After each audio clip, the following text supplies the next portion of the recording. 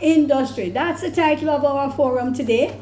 And we're going to go through different speakers. So what I will do now is introduce you to all the different speakers so that we do not have to stop in between. So we will just flow as the mechanics go. Okay, so the first person speaking to us, which everybody's waiting on, right, Mr. Reed? Mr. Sheldon Errol Jeremy Reed. He is the legal officer at the Cannabis Licensing Authority. That's why we're waiting to do all this work, CLA. And Mr. Reed is a graduate of the University of the West Indies, the Cayville campus, where he obtained his Bachelor's of Law with honors, and also he obtained from Mona campus the Bachelor's of Arts degree with honors as well. So he's very good. He obtained his legal education certificate from the Norman Manley Law School, where he received the Honorable Mr. Justice Kenneth Smith O.J. Memorial Prize for being the best second-year student in trial advocacy. He was also an advocate for the Norman Manley Law School Margaret Fort Mooting Team, which won the Margaret Fort Memorial Inter-Schools Regional Mooting Competition, and this was in 2016. In 2016 also, he was admitted to practice law in Jamaica, and he joined the law firm Hart, Murad Fata as an associate, while in 2017, he worked at the Ministry of National Security as a legal officer, and he is presently a legal officer at the Cannabis Licensing Authority, CLA. Mr. Reed has practiced in the areas of commercial and corporate litigation, and he has a keen interest in intellectual property and industrial development. He enjoys writing, photography, art, and traveling, and is passionate about the potential of Jamaica and its people. And you'll be hearing about cannabis and the Jamaican law. So Mr. Reed is sitting closest to me. After Mr. Reed comes Professor Wayne McLaughlin. He holds a Bachelor of Honors in Science from degree in Biology from the University of Waterloo, Ontario, Canada, and a Doctor of Philosophy degree in Biochemistry from the Mona campus. He joined the staff at UW in 1989. Now we're getting an idea of the age. And in 2005 to 2013, for 8 years, he was the head of the Department of Basic Medical Sciences. And in 2010 to 2016, he was also a Deputy Dean of Preclinical. In 2017, he was appointed as the Deputy Dean of Entrepreneurship and Innovation, hence cannabis, money. He is the director of Carigen, which is Caribbean Genetics, an independent commercial forensic DNA laboratory, and Caritox, which is Caribbean Toxicology, right here at you in this building on level 4. Professor Wayne McLaughlin is currently the co-chair of UWI Medicinal Cannabis Research Group, and he's a member of the Health and Scientific Research Committee of the CLA. He has published over 40 original and review papers in local, regional, and international journals, and his current research involves the genetics of Jamaican cannabis plants and developing standards for medicinal cannabis. He has received a number of awards, so bear with me, he's building a whole lot. 2 Fulbright Fellowships, Scientific Council Award for Best Scientific Performance in 1982 as well as 1987. The Silver Musgrave Medal in 2001 from the Institute of Jamaica for Outstanding Merit in the Field of Science. In 2010, he received the Gleaner Award for Science and Technology, and in 2016, he was nominated for the National Medal in Science and Technology. So you can see, you will hear a whole lot on the new green economy opportunities from Professor Wayne McLaughlin. Mrs. Carol Lindsay, she's our Chief Analyst at the Caribbean Toxicology Lab, Caritox, and she's an assistant lecturer in basic medical sciences. She's a member also of the UA Medicinal Cannabis Research Group, the International Association of Forensic Toxicologists, and the Jamaican Bureau of Standard Cannabis Technical Committee for the development of standards for the cannabis industry. She holds a Diploma in Management Studies and MPhil degree in Biochemistry from UWI Mona campus, and she's a trained legal auditor, an ISO 9001, and is presently pursuing her PhD degree in biochemistry here. And what else can she research on but chemotyping of Jamaican cannabis? So prior to joining UWI, Mrs. Lindsay was the Quality Control Manager for 7 years at J. Ray & Neville Limited. and she'll be telling us all about the quality of standards in the cannabis industry. Sorry, Dr. Horton is not here right now, so I will leave him and come back to him until he steps in. He's at another presentation. Mr. Blaine Dowdle, hope I got the name right. He's the CEO of Utopia Life, and he's an innovator, putting new ideas into play at their earlier stages. And what else in today's cannabis industry, this carries weight. Welcome, Dr. Horton. In 2015, as founder and CEO of MedCam Access, that's MCA, Mr. Dowdle sold MCA to Canopy Growth Corporation, CGC, Canada's first publicly traded medical cannabis company. MCA became the cornerstone of CGC's retail strategy for its Tweed division. And Mr. Dowdle joined Canopy as its head of international development and special projects. In this position, Mr. Dowdle developed seminal partnerships such as Beckley Canopy Therapeutics and Research and Development Alliance that clinically validates cannabis-based medicines. He also consulted with numerous governments on medical cannabis policy, and through projects in Jamaica and Antigua, his long-time love for Caribbean then deepened. Mr. Dowdle has again taken on the role of CEO and pioneering implementing the vision for Utopia Life and Jamaica's new medical cannabis industry. And now we will hear on his topic, Understanding the Cannabis Industry. I will go to Dr. Horton. Dr. Andre Horton is a senior lecturer in the Department of Economics at the University of the West Indies Mona campus. He earned his PhD from the University of Essex in the UK. He is a scholar of KPMG Pete Marwick. He was a scholar that he got during his BSc while he was doing economics and accounting. He's a scholar for Thomas De La Rue while he was doing his MSc in economics here at UWI. And he's a British Commonwealth scholar while he was doing his PhD in UK. He's also an International Monetary Fund. Here comes money, money, money, money, money. IMF Distinguished Academic Fellow. He was named the University of the West Indies Most Outstanding Researcher for the Faculty of Social Sciences in 2017, and also honored as the Most Outstanding UWI Alumni for the decade 1999 to 2008. Andre, I didn't realize you were this old. He's member of the Private Sector of Jamaica Economic Policy Committee.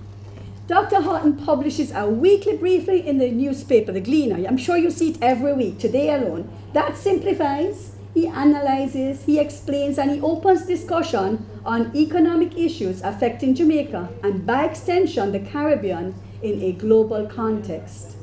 He's the founder of Valley Foundation, a charitable organization that provides resources for at-risk and marginal youths across Jamaica. He's the founder and the CEO of Scarce Commodity, and that's a firm that markets and provides technical support to the Caribbean's cannabis industries. He's the author of Developing Sustainable Balance of Payments in Small Countries, Lessons from Macroeconomic Deadlock in Jamaica, and that was published in 2017, and his students can tell you all about that. His topic, Cannabis Production and Consumption Patterns in Jamaica, 2018.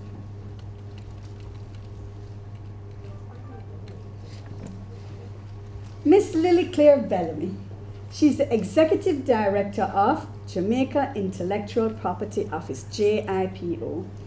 She's an attorney at law, a trained communicator with extensive experience in intellectual property law, health administration, and health law. She holds a bachelor's degree in communications and law and a master's in media studies and with a minor in educational technology. She directs the administration, the legal and policy aspects at JIPO. She provides legal advice and guidance relating to intellectual property laws, international relations, and issues to the portfolio minister, other ministries, and departments of government at their request. She's a director on the board of the Pharmacy Council of Jamaica and also the Scientific Research Council. She's a member of the National Nutraceutical Industry Jamaica, and she's a committed volunteer with membership on several boards: the Dress for Success, the Duke of Edinburgh Award, the Youth Business Trust, and the Source of Light Mission. She was the president and chief commissioner of the Girl Guides Association of Jamaica and vice chairman of the World Association of Girl Guides and Girl Scouts, London, England. Her topic, intellectual property rights and cannabis. Where are we? Dr. Winston Delahaye, he is a senior lecturer and the Deputy Dean of International and Alumni Affairs in the Faculty of Medical Sciences, UWI Mona. He's also a consultant psychiatrist at the University Hospital of the West Indies. He completed his MD at the University of Pest in Hungary. Is that the correct pronunciation? Okay, postgraduate degree in psychiatry at UWI, Masters in Public Health at Johns Hopkins University, and a Fulbright Fellowship in Substance Abuse Education, Prevention, and Treatment at Johns Hopkins University. He's an internationally certified addiction professional and a global master trainer of trainers in the treatment of substance use disorders. He's a past Chief Medical Officer in the Ministry of Health. He's a past President of the Medical Association of Jamaica, past President of the Jamaica Fulbright Alumni Association, now known as the United States Exchanges of Alumni Association Jamaica. He's a past Union President at the UWI and past President of the Jamaica Psychiatric Association. He's also past Chairman of Bellevue Hospital Board of Management, past Chairman of the Board of Supervision in the Ministry of Local Government, and past Deputy Chairman of the National Council of Drug Abuse. Dr. Delahaye established the Medicinal Cannabis Unit in the Ministry of Health in July 2017, where he's supervising the registration of many medicinal cannabis products in Jamaica. Now, ironically, he's a former captain in the Jamaica Defense Force, and he'll be telling us about cannabis medicinal value impact on health and scheduling. So I've introduced you to our panelists. So they will do their presentations one after the other. We will not disturb them so that you'll get a nice flow. And at the end, we will take a discussion. So I will ask first, Mr. Reed, if you can come. Afternoon, everybody. Or should I say hi? Firstly, let me just say how truly honored I am to be presenting on this aspect of our culture and a bit of our identity as Jamaicans, along with this distinguished panel. It is truly an honor to be here today. So my name is Sheldon Reed, and I represent the Cannabis Licensing Authority. And today my presentation will be looking at ganja and the Jamaican law, the relationship that ganja had in our law, which was sort of a cat and dog type of relationship. And I'll be focusing on the history of prohibition of cannabis in Jamaica from 1913 to 1948, history and or traditional knowledge of cannabis being used as a medicine in Jamaica from the 1800s to the present, Dangerous Drugs Act of 1948, the Dangerous Drugs Amendment Act of 2015, the 1961 Single Conventions on Narcotic Drugs, and how it acts as our regulatory green print, get the pun, the Dangerous Drugs Cannabis Licensing Interim Regulations, and the future of cannabis and the law. So this is roughly my outline. Now, before one could get a license to cultivate ganja, this is what it was. This was the situations. Jamaicans would be telling the cops, weed? No, sir. This is a baby Christmas tree. He's brought to court, he would say, Your Honor, weed is not a drug, it is a plant, and therefore I'm not a dealer, but a florist. I call this the period of prohibition, right? And that period started in 1913 with the 1913 Opium Law. And this bit of legislation, it banned the cultivation, distribution, consumption of ganja, and it was imposed as sort of a colonial decree by the colonial government of the day. And it was actually Britain who had ratified the 1912 Hague Convention why that law was imposed in Jamaica. Coincidentally, Marcus Garvey returned to Jamaica in 1914. So we had the 1913 Opium Law, and then the next year Marcus Garvey came back to Jamaica and he started the UNIA. Now, the relevant sections of something like the Opium Law, it said that ganja was not lawful to be imported into the island, any at all. It said that no person could grow ganja in the land. And it said that any person contravening that section of the law would, on summary conviction before a resident magistrate, be liable to a penalty not exceeding £100, and on default of payment, to imprisonment with or without hard labor. Now, £100 in 1913 was a lot of money, right? So, what was the rationale for these restrictions, such a rigid law? Well, according to the Transnational Institute's book titled The Rise and Decline of Cannabis Prohibition, the international regime for the control and psychoactive substances, beyond any moral or even racist roots it may initially have had, is first and foremost a system that reflects the geopolitics of North-South relations in the 20th century. Indeed, the strictest controls were placed on organic substances such as cocoa bush, poppy, and the cannabis plants, which are often part of the ancestral traditions of countries where these plants originate. Whereas the North's cultural products, such as tobacco, alcohol, were ignored, and their synthetic substances produced for the pharmaceutical industry. And according to them, not me, these things were done as a form of social control of groups operating on the fringes of society. In 1924, that same Opium Law of 1913 was amended. And as you would have it, it made things even more difficult. You know, some historians recount that amendments were led by the church and white elites, and they believed that ganja was to be blamed for all the crimes that were plaguing society at the time, after slavery. Not lack of land or lack of equal opportunity, but ganja. In 1948, we then had the Dangerous Drugs Act of 1948. And it made things explicitly more rigid for ganja. It said that it was an offense to export or take steps to export ganja, and no provision was allowed for a license to participate in such an activity. It made it an offense to cultivate, gather, produce, sell, or otherwise deal in ganja. It said anybody who had ganja in their possession committed an offense. If you allowed ganja on your premises to be used for smoking, even if you never smoked it, it would be an offense. And if it wasn't your premises, but you managed the premises on which ganja was being smoked, it was an offense. And if you had in your possession any pipes or other utensils for use in connection with the smoking of ganja, it was an offense. Needless to say, smoking ganja was an offense. Incidentally, the 1930s and 1940s was marked with the rise of the early Rastafari movement led by Leonard Howell. Just side note.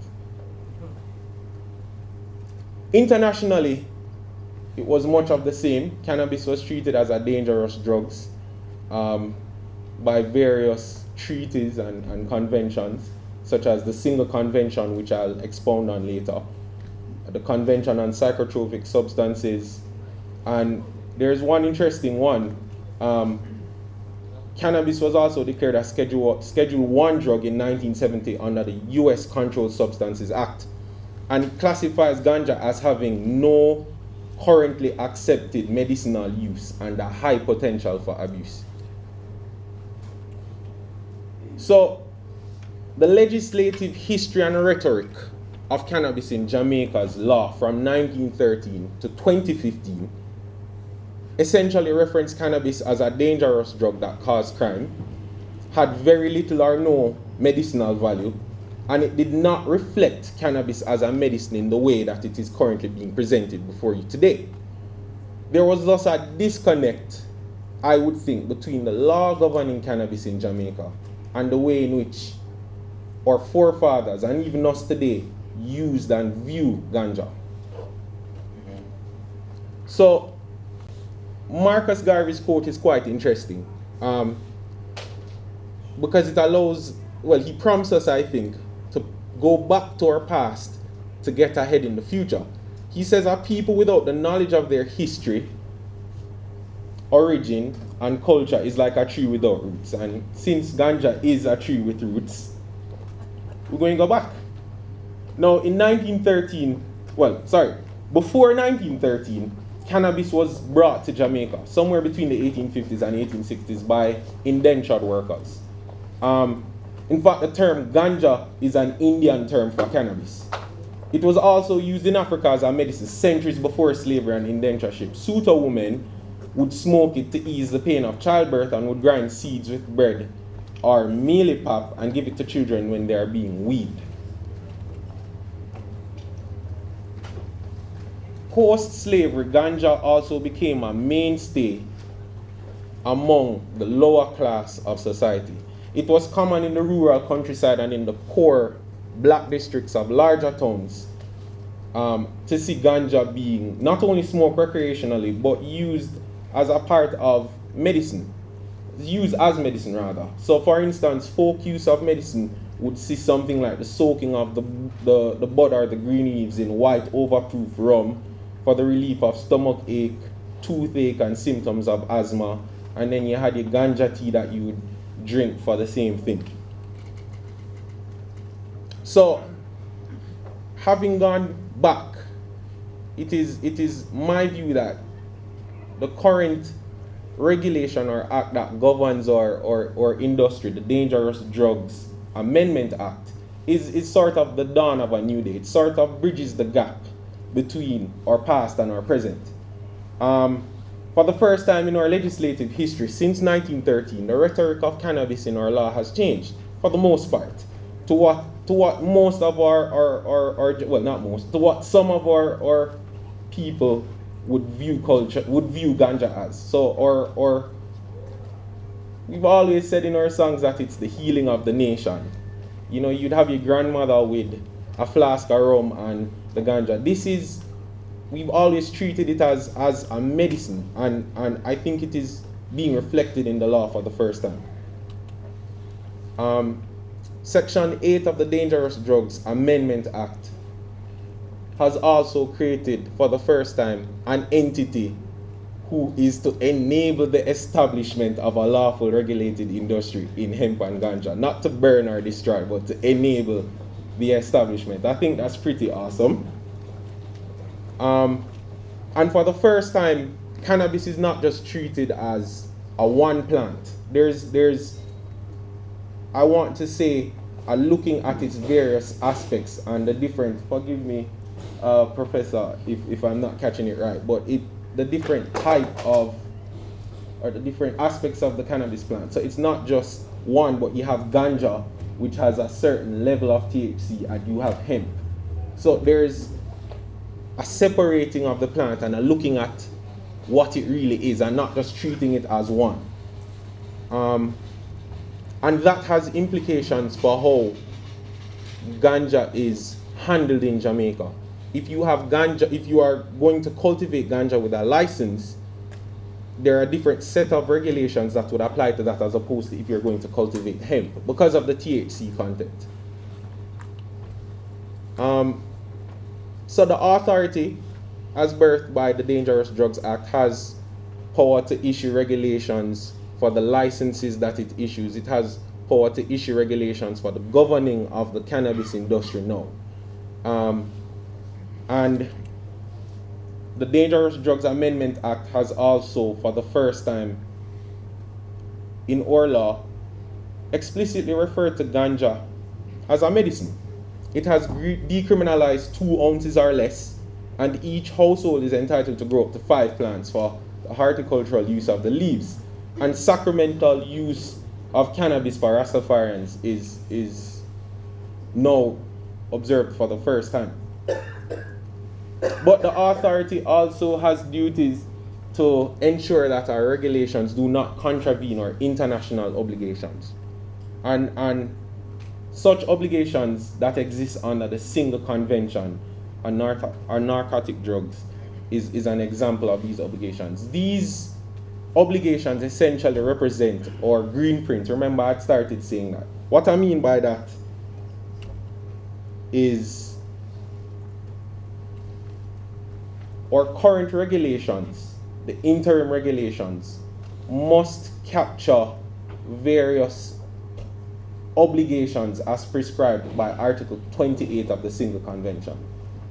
And Article 28 states that if a party, such as Jamaica, permits the cultivation of cannabis for the production of cannabis or cannabis resin, it shall apply systems of controls as prescribed by Article 23, respecting the control of opium poppy, and that parties shall adopt such measures as may be necessary to prevent the misuse and illicit traffic in the leaves of the cannabis plant. So, in the leaves. So, all of what Article 23 requires is currently captured within our interim regulations. There's one entity for issuing licenses for the handling of ganja, that is us. We designate areas and plots on which ganja can be cultivated. And we have a tripartite agreement that, though theoretically and not literally, it allows the CLA to take possession of the ganja that is being handled. And this is something that the same single convention requires, that all ganja that is being cultivated should essentially be passed in the hands of the regulator. Interestingly enough, and I want to note this, the single convention doesn't have a specific article that treats with cannabis itself. What the single convention has done is almost kind of by the way say, oh, treat cannabis the same way you treat opium poppy. And the system of controls for opium poppy, let that apply to cannabis. So I think our local legislation goes a bit further and treats cannabis in its own unique way. What does all this mean? As said before, for the first time, ganja can be used as a medicine and as a sacrament, as it has been used by our forefathers for well over a century, even in the heights of prohibition. But importantly, it does not mean that we can use ganja recreationally.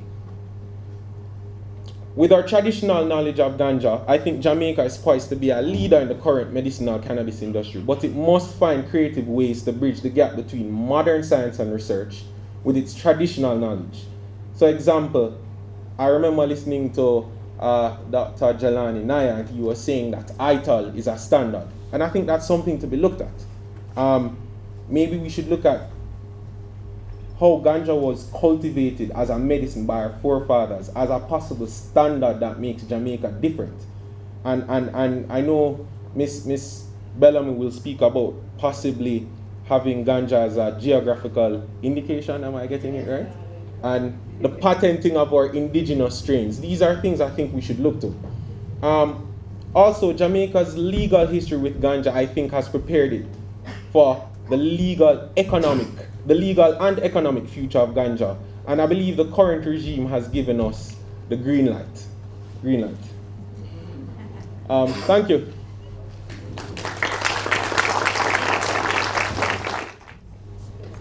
Good afternoon, everyone. So as we move along, just to give you an idea of what I'm going to talk about, just looking at some of the opportunities that will present itself as, of course, the industry grows. And I think we will have to make use of the possible opportunities, regardless of the restrictions, right? Not regardless. Yes, just kidding. All right, so as you know, the world is experiencing, as we call it, a new green economy. And this is basically centered around the use of cannabis as a medicinal product. And we could even coin this as a medical cannabis revolution. Had the green revolution way back, and industrial revolution. Now, of course, we're possibly moving into a medical cannabis revolution. So this industry, of course, is expanding quite rapidly. It's moving very, very quickly. And if we don't look, we'll be probably left behind. Well, we hope not. And today, we have some 30 plus countries that has given the green light to medical cannabis, as well as others to allow medical cannabis use within very strict guidelines, including Jamaica. And this just gives you some idea of the countries. Of course, as we know, Canada recently legalized both for recreational use and for medicinal use. And of course, in Uruguay, it's completely legal, of course, also. Right? So just looking at some of the big producers in this industry, one might not see it very much in the media, but UK is one of the biggest producers. Right? Canada, which follows, Portugal, Israel, of course, which has been in the business for a very, very long time, and Netherlands and Chile. Top exporters, again, you never imagine the UK is a big exporter. Okay? And following, of course, Netherlands and Austria. Some of the biggest companies that are involved in the business, Canopy Growth out of Canada, and as you'll see, a lot of these companies are basically from Canada. GW Pharmaceuticals, it's a UK-based company, and they have a couple products on the market, of course. Epidiolex, which is a recent product for refractory childhood epilepsies. Right? MedRelief, again a Canadian company. Right? And as you can see, the numbers behind the market capitalization for these companies, and these are in billions of dollars. Right? iFair, which is again another Canadian company. So revenues basically has been projected by 2025 to be somewhere in $55.8 billion in terms of cannabis. And of course, retail sales of legal cannabis products in North America alone is expected to be up to $25 billion by 2021. Right, so this industry is not a small industry. Right, then looking at Canada, again, recreational retail use or sales expected by 2021 to be some 4.5 billion alone for Canada. So this is a real industry. However, unlike most other industries, the cannabis industry is more complex and diverse, mainly because it is still illegal. And this creates, of course, many challenges in doing business.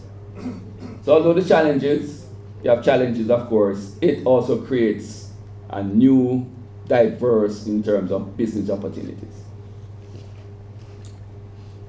So looking at these areas, agricultural technology, biotechnology, consulting, cultivating and retail, distribution, legal aspects, manufacturing and production, marketing, financial, of course, medicine and health, testing analyst for quality assurance, transportation, security, again, computing and software for the design of the security systems. So as you can see, this is just a small fraction of the areas you can look to in terms of developing just based on cannabis industry alone. So just going through very quickly, just to look at some of the specific areas. So in cultivation and retail, again, where we're looking at are bud tenders, for example. There's a shortage in Canada, I understand, of people to trim and clean up and those things. So maybe Jamaica can start training more horticulturists, right? Mikhail? Right, nurseries, again, looking at plants, right? So this is some area that we probably need to focus on. Agricultural technology, business that support innovation and development. Equipment that is used in greenhouse technology, automated fertilizer system, greenhouse technologies like lighting, improved lighting systems. So most of these greenhouses are basically what we call hybrids, so they're not closed, but they use both natural light and artificial light. Again, we know that is to extend the vegetative growth of the plants during short daylight. So there are many, many areas that we can look at in terms of these technologies. Biopharmaceuticals, again, pharmaceutical application of cannabis by developing specific strains that target certain illnesses and diseases. Very important in industry, of course, are stable genetics of the plants. You want to ensure that today you plant one strain producing a certain amount of THC CDB, same strain you want to plant weeks to come, and weeks to come, and months to come, it will produce the same quality in terms of what you expect the plant to produce. Again, key is disease-free plants. We know some of the challenges for greenhouse cultivation, especially in our hot, humid environment like ours. You tend to get mold, which is a major challenge in greenhouses. Of course, we need more researchers. Again, as we mentioned, the biochemists, the analysts, right? Biochemists, analysts, and toxicologists. So those are some of the areas we probably need to start focusing on now to ensure that we have the cadre of people to support the industry. Consulting services. Again, we need more consultants to assist with helping regulation, licensing, zoning, advising on design, operational procedures in agronomy, pest management, and of course research. So we definitely need to look at these. Of course, dispensaries. These are going to come on stream, so we need to have people who are trained, of course, that can dispense the right strain for the right illnesses, and know about the strain itself, not just arbitrarily giving somebody a strain. So new products, again, this is where development will come in. So as we know, many companies are now looking at producing new drinks, right? Essentially trying to replace those sugary drinks that will now have more CDB and less sugar. So we're looking at that. So CDB beverages also can take the form of water, sparkling water, tea, coffee, energy shots, beer, wine, and even more. So there's a big room, of course, for product development. It's not just about the THC. In pet industry, again, pet CDB focused brands. Right? There's a company called Pet Relief, RELEF. Right? So they have gained traction in the market so far with their CDB brands. Again, this is something that we again need to look at. So it's not just straight medicinal for human use, but opportunities for other areas. Topicals, again, when it comes to specializing formulas, tailor-made for beauty, skincare, sports medicine industries, those are some of the things we really need to look at. New plant genetics. So again, the competition might be where you can come up with a new strain that is very unique, different from others, that will propel your market or your company. Right? So this is where the plant breeders will again come in and work towards getting these new strains and stable strains. So the recognition, of course, will be the brand. Right? And importantly, of course, if you can produce a strain with high THC, CDB, again, with higher concentration when you extract, that will reduce your cost of production. So these are the things we need to look at. To wrap up, again, this was just taken from the Gleaner, from our Senator. Move hard and fast on green gold. Senator wants Jamaica to step up pace to cash in on the ganja. Thank you very much. Afternoon. For as long as I can remember, I've heard that Jamaica has the best ganja in the world. Best quality, high grade. But now comes a time when we have to define that best quality. When we think of quality, generally we think of fitness for purpose, meeting customer needs, customer satisfaction, absence of defects or deficiencies, value for money, and of course conformance to standards. Quality standards are defined as documents that provide requirements or specifications, guidelines, or characteristics that can be used consistently to ensure that materials, products, processes, and services are fit for their purpose. They are an agreed way of doing things. Let's look at, for example, the application of pesticides. If your standard stipulates no banned pesticides shall be used on plants, then a consumer using your product will be assured that the plant does not contain any banned pesticides. And if you choose to be guided by a standard that prohibits the use of all pesticides, then the end user should be guaranteed pesticide-free product. Quality standards therefore form an objective basis for organizations and consumers around the world to communicate and to conduct business. Standards were non-existent for cannabis. Why? Because cannabis was and still is in most countries illegal. Uruguay and Canada are possibly the only sovereign states that have fully legalized the consumption and sale of recreational cannabis nationwide. Now that cannabis and its chemical derivatives are increasingly recognized as effective medicines for the treatment of a wide variety of ailments, this creates the need to bring a greater consistency and standardization to the cannabis marketplace. Standards for medicinal cannabis are just now being written for all aspects of the industry, from cultivating to dispensing to lab testing to patient education. Several groups have begun doing this, including the Foundation of Cannabis Unified Standard, FOCUS, the American Herbal Products Cannabis Association, AHPA, and ASTM International.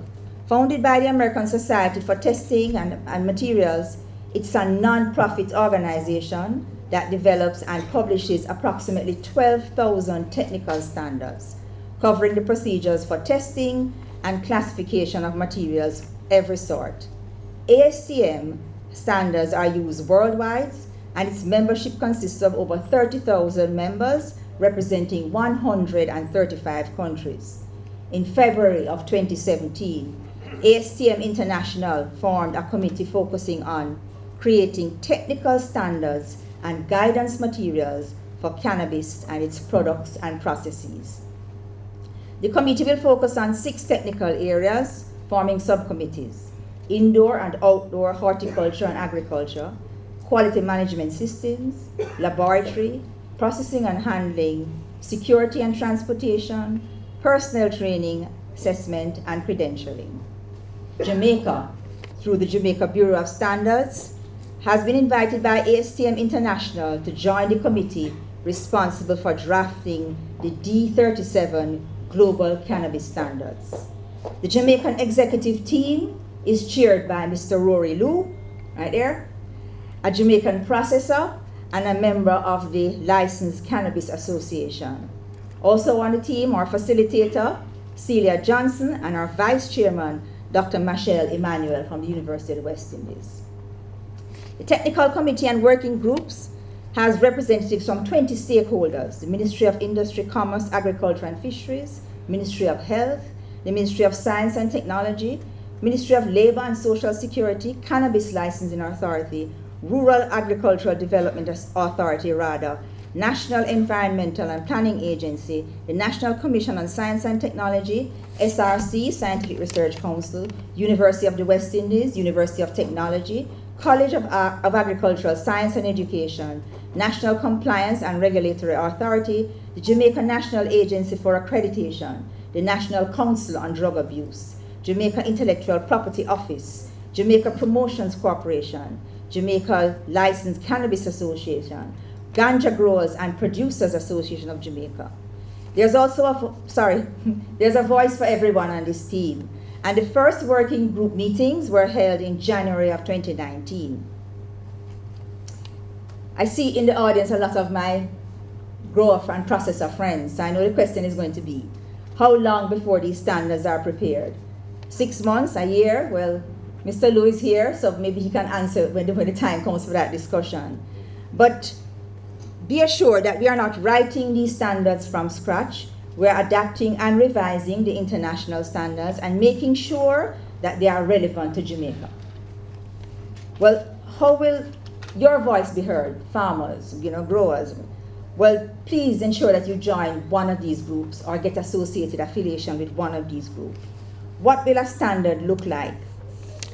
The standard for cultivation, for example. The detailed standard is to guide cultivators to producing safe plants and to have productive growing. The standard requires the cultivator to demonstrate management responsibilities, worker training, production planning, use of propagation material, soil management, irrigation, fertilizer use, pest management, traceability, security, product testing, equipment, waste management, harvest practices, product handling, and worker health and safety. So until the standards are ready, what can I do? Start by implementing good manufacturing practices. These will assure that your products are of high quality and do not pose any risk to the consumer or the public in general. A basic tenet for GMP is that quality cannot be tested into a product. It must be built into each batch of product during all stages of the manufacturing processes. Second recommendation is to use the available resources, the Bureau of Standards, UE, RADA. They will provide the professional help and assist you in addressing quality proactively at each step in the process. Do your research, stay current. Next week, I go on a trip to Florida to learn about the new ISO 17025 standard for lab competence, because that's my area of expertise.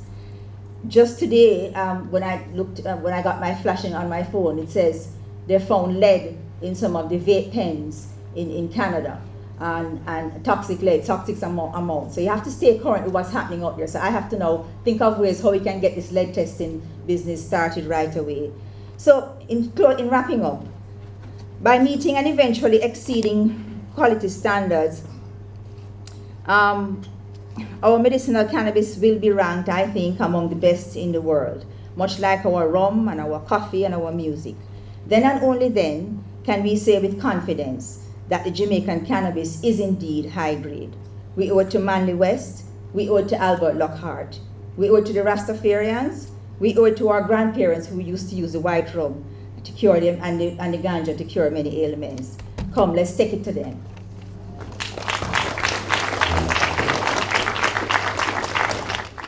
Hi everyone, thanks for coming out. It's a real honor to be here on this distinguished panel. I never thought in my younger days I would be able to participate in something like this, so it's a great honor and a privilege to be here.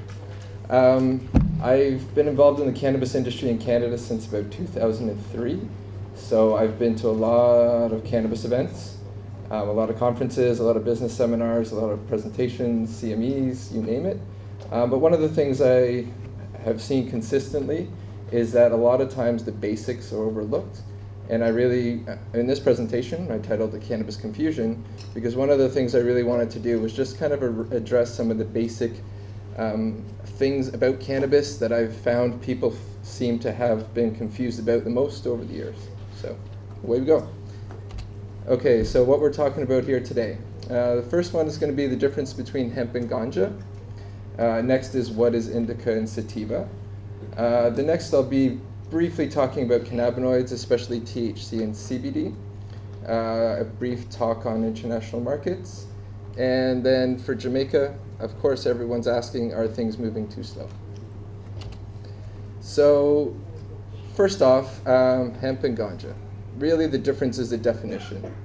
Hemp was defined to allow the production of the non-cannabinoid bearing parts of the cannabis plant for industrial and commercial uses.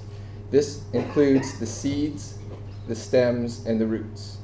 It is only for industrial and food use, and international standards range for defining hemp based on the jurisdiction from anywhere from 0.1% THC up to 3% THC in the plant. Ganja was originally defined to prohibit the production of the cannabinoid-bearing parts of the cannabis plant. This includes the leaves and the flowering tops. The uses for this typically have been recreational, spiritual, and medical, and generally there are higher THC levels above 3%. Then again, I would say 3% THC is pretty low for a marijuana plant. But underneath all of that, it is really all just cannabis. Indica and sativa. Okay, so indica, it is supposed to provide a sedating, relaxed, heavy experience. The physical appearance, it is broad leaves and is short stature. It originated apparently in the northern latitudes. Sativa is supposed to provide an uplifting or energetic, creative experience when consumed, and appears to have slender leaves and be quite tall. Originally it comes from the equator, and that's the one in Jamaica more people are familiar with because that's traditionally what's been grown here. Medical and cannabis industry these were created as medical cannabis industry terms that were used to provide patients with a reference when they were coming to a dispensary in order so that they could choose cannabis that may have been used previously or may be related in a way to something they've used previously, so they can help pick something that may work for them. Unfortunately, this entire indica sativa dichotomy has no basis in science, and in reality it's more likely that the ratio of cannabinoids within the plant and the concentration of terpenes, which are the chemicals that give it its smell and flavor, have way more to do with the perceived effects of the plant. But then again, it's really all just cannabis. Okay, so another part that people are confused about are cannabinoids, which are the active ingredients in cannabis. There's probably, right now they've identified over 100 of them, and the way they've been identifying them lately is because they interact with the endocannabinoid system in your body. The main two, though, are CBD, which is cannabidiol. It is known to not have a euphoric effect or a high. There's a debate about the psychoactivity, because if you consider anti-anxiety effects psychoactive, it is psychoactive. However, it is promising for a variety of conditions, and there's a lot of research going on to see what its therapeutic potential is. THC, which is tetrahydrocannabinol, is the only natural euphoric cannabinoid. So it's technically the only one in the plant that will get you high. THC, though, has been widely studied for many years and actually has very strong evidence of therapeutic action, and has had a pharmaceutical called dronabinol released to prove that it has clinical efficacy. As I mentioned earlier, these cannabinoids all act on the endocannabinoid system in the body, which every single one of us has. It actually is an essential system for life, and it produces its own endogenous cannabinoids, with one being called anandamide, which is actually similar to THC in its effects and structure in the body. The endogenous cannabinoid system is actually responsible for maintaining homeostatic balance in your body, which just means it keeps all the systems in balance and working properly. And the entourage effect of multiple cannabinoids appears to increase the efficacy. So what that means is the many different cannabinoids in the cannabis plant mixed together appears to increase the efficacy of each individual cannabinoid. However, it's still really just cannabis. Okay, so another interesting discussion that everyone likes to talk about are international markets. International markets are a long way off, not only physically, but in time-wise. The establishment of this market internationally, really a lot of it has been done predicated on an export model and being able to grow in a country and export internationally. So of the 30 countries that Wayne had mentioned earlier, I'd say 29 of them are expecting to export medical cannabis. So there'll be a lot of competition in this sector, but further to that, because it is a controlled drug, there's a lot of regulations, there's a lot of quality assurance, as we've been speaking to earlier, that goes into producing it to international standards, GMP, as mentioned earlier. However, there's also issues around just the quality of the Health Act that's in place in order to be able to interface with the international markets. So the international trade is controlled by the International Narcotics Control Board.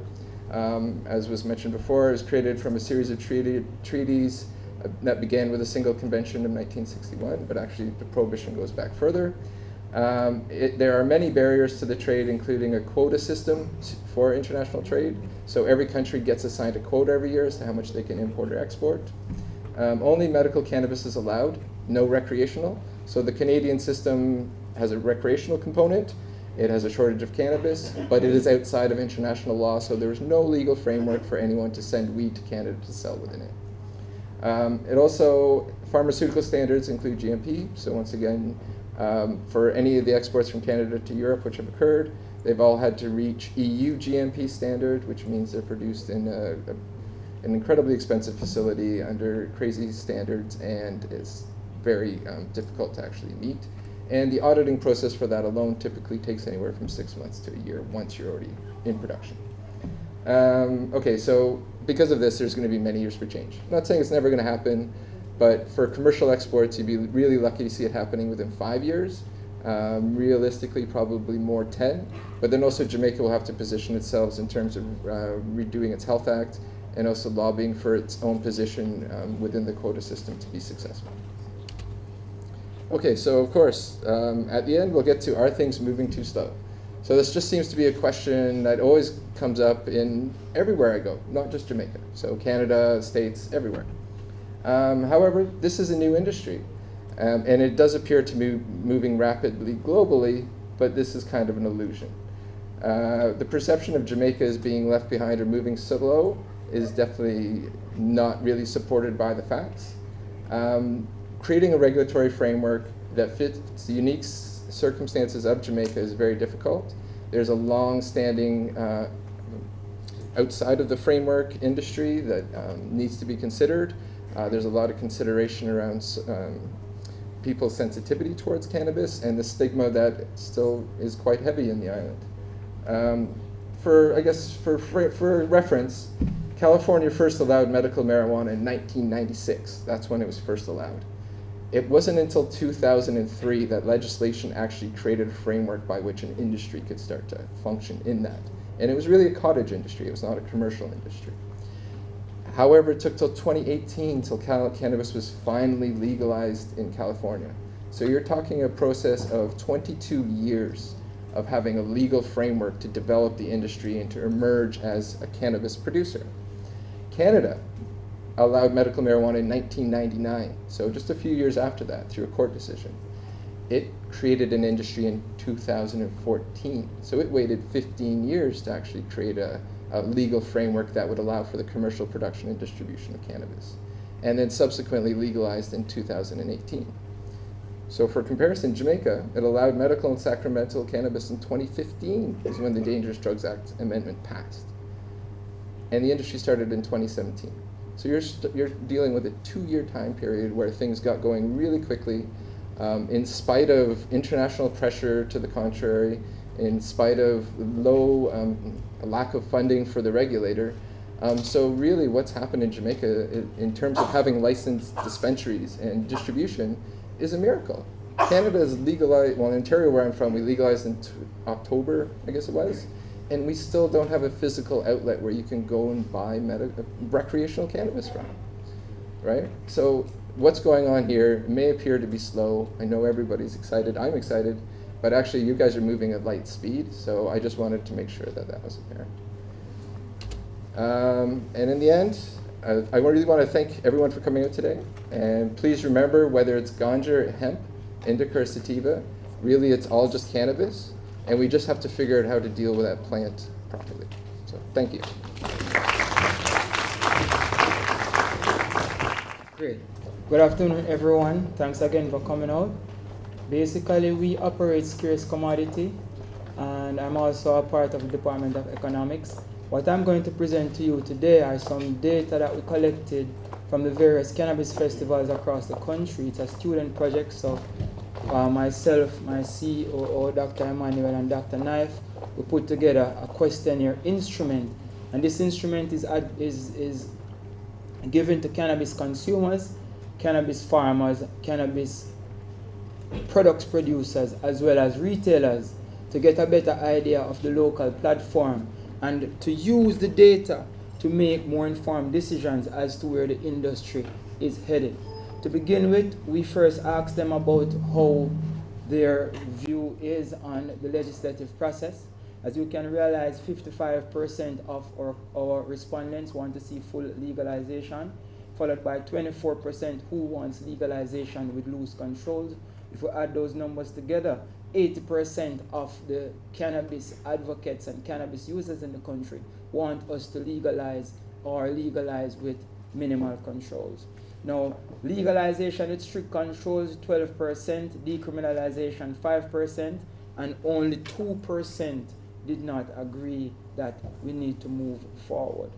Now, I begin with cannabis consumers, and we administer straight across the country. My students, we have a lot of them. I have a class called Social and Economic Accounting, and it's these students who we use to administer the questionnaire as well as to put the data together. The 73% of cannabis consumers are males, 26 are females. Don't worry if I'm going too fast, you only have 10 minutes. I'll make this available for you after. Now, when you look at location, 41% of cannabis users are rural, while 58% are urban. So when you look at how cannabis is being consumed, our respondents are saying that more of the cannabis users live in or reside or are part of urban areas than rural areas. If you're looking at the purpose of use, for recreation, we have 24%, for medicinal only, 11%, for sacramental, just 5%, for recreational and medical, 9%, and for all of the above, 44%. So 44% of our respondents use cannabis for all three: recreational, medicinal, and sacramental. If we look at their preferred way of using, then 40% is through smoking, 9% through edibles, and this is domestic, so even though edibles are banned, we still have a budding industry. People are being producing. Carol does a lot of the testing and so on and so forth to try as best as possible to make sure that whatever is being used is still being done responsibly. Smoking and edibles 15%, 8% is all, and then the others are scattered. Vaping, that's the same thing as steaming. 8% use vapes only or steam only, and so on and so forth. As it relates to where do you buy cannabis, 32% of people buy from farmers, 32% buy it on what we call the high grade ends. What we did was to distribute it between different types of retailers. The high grade ends is sort of like the manicure, then the stall, then the farmer, and so on and so forth. 5.5% of our respondents purchase cannabis from dispensary. If you just look at high grade ends and farmer, 4%, and then the remainder of the data marginally distributed across the other intersects. Now, if we're looking at how much they spend to buy cannabis per week, how much you spend to buy cannabis per week, then 38% spend less than 500 Jamaican dollars. That's 38% of cannabis consumers. If you're looking at a dispensary style type of sale, then if you're looking at an average price of a gram, which is about $10 US, then these 38% would not be able to participate in that particular model willingly because they only spend 500 per week. 31% spend between 600 and 2,000 per week, 12% between $2,000 and $5,000 per week, and 14% spend more than $5,000 per week purchasing cannabis. If we look at how often they buy, 65% purchase cannabis 1 to 3 times. 12% of our respondents purchase cannabis between 4 and 6 times. 20% purchase 7 times or more. And this is like a per day method. So 7 times would mean that you buy at least once per day. If we look at the farming data, this is the farming data. We're looking at age. So this is the age of the farmers. And this, we also corroborated this data with the data in the United States. We get to realize that they're very similar. 22% of our farmers are between the ages of 18 and 25. 28% between the ages of 26 and 33. 19% between the ages of 34 and 41. And 29% over the age of 40. So we realize that cannabis, the farming community, is quite evenly distributed across the different age groups. If we look at sex, 18% of our cannabis farmers appear to be female in this case, and 81% are male based on the survey responses. If we're looking at location, then we have 36% of farmers located in the urban, 36% of farmers located in the urban area, while 63% are located in the rural area. So this is important for policy because while we have more of the production taking place in the rural area, we have more of the consumption taking place in the urban area, and so on and so forth. As it relates to size of farms, in terms of acres, then 18% are at 2.25 acre, 23% half an acre, 23% 1 acre, If you look at the more large-scale production, 4% of our farmers produce on 30 acres or more, 2% on 15 acres, 2% on 11 acres, and from 3 acres all the way up, we have 2%, 2%, 2%, 2%, 2%, 2%. So this has implication as well for how we distribute our license. I know the CLA has a tier 5 license for 5 acres, but we have people producing on 6 acres, 10 acres, 11 acres, 15 acres, and so on. Tier 3, and so on and so forth. Where do you grow? So this was a question we wanted to find out the indigenous landscape as well as the emerging medical marijuana business. 67% grow cannabis in Jamaica in an open field. 6% grows in greenhouses. 6% a combination of greenhouse and open field. 18% grow indoor, and 1% uses all 3 methods. If we're looking at how do they propagate, then this is important for Dr. Emmanuel as well. He was very interested in this part of the questionnaire.